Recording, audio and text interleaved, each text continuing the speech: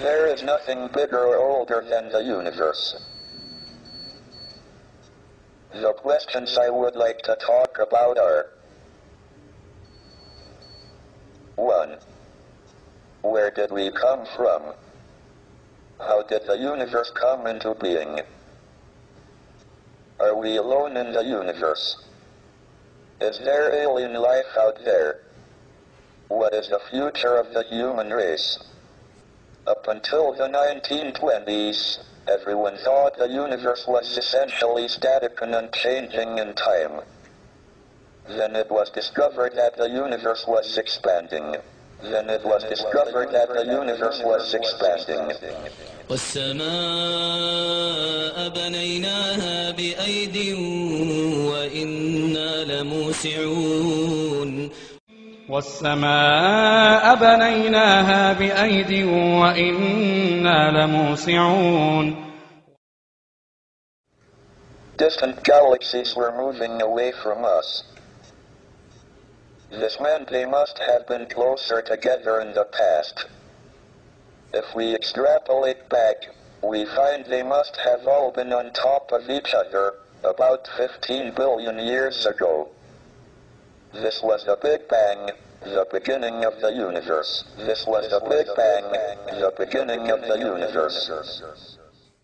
أولم ير الذين كفروا أن السماوات والأرض كانتا رتقا ففتقناهما وجعلنا من الماء كل شيء حي أفلا يؤمنون. But was there anything before the Big Bang? If not, what created the universe? Why did the universe emerge from the Big Bang the way it did? We used to think that the theory of the universe could be divided into two parts.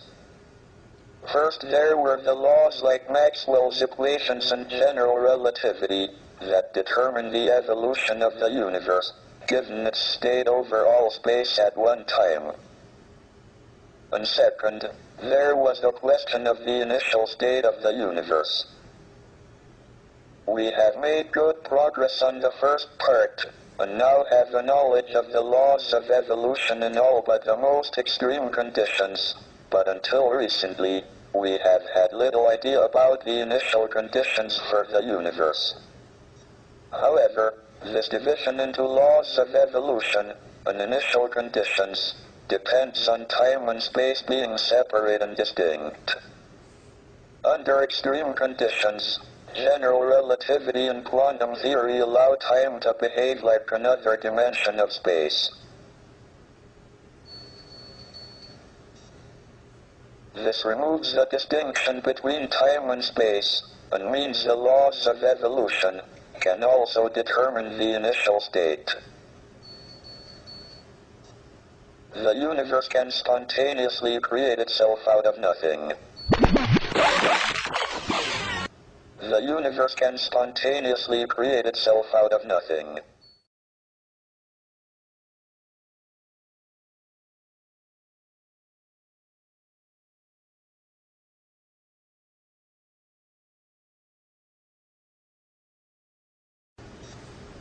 Moreover, we can calculate the probabilities that the universe is created in different states.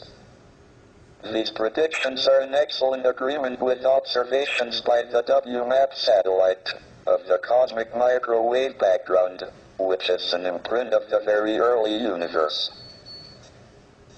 We think we have solved the mystery of creation.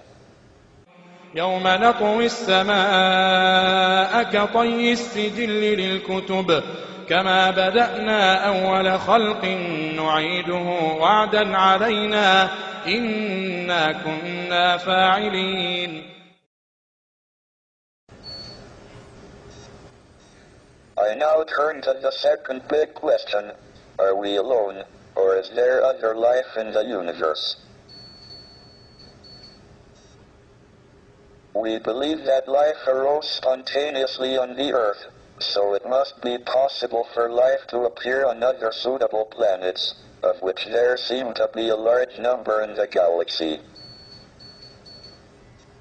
but we don't know how life first appeared. We have two pieces of observational evidence on the probability of life appearing. The first is that we have fossils of algae from 3.5 billion years ago. The Earth was formed 4.6 billion years ago, and was probably too hot for about the first half billion years.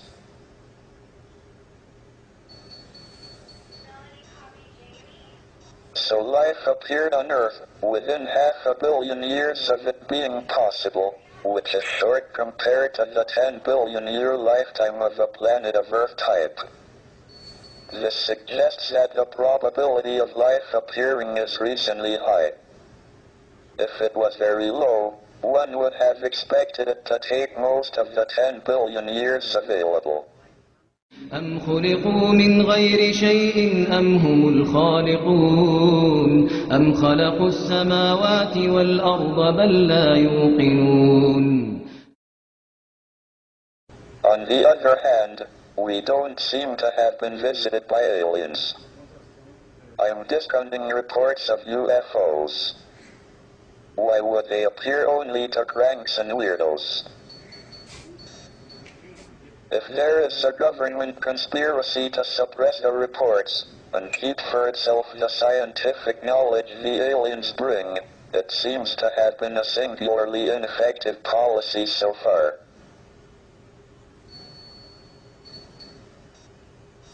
Furthermore, despite an extensive search by the SETI project, we haven't heard any alien television quiz shows. This probably indicates that there are no alien civilizations at our stage of development within a radius of a few hundred light years.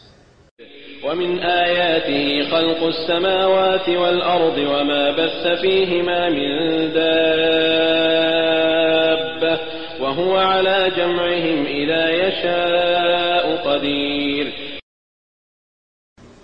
If we are the only intelligent beings in the galaxy, we should make sure we survive and continue. But we are entering an increasingly dangerous period of our history.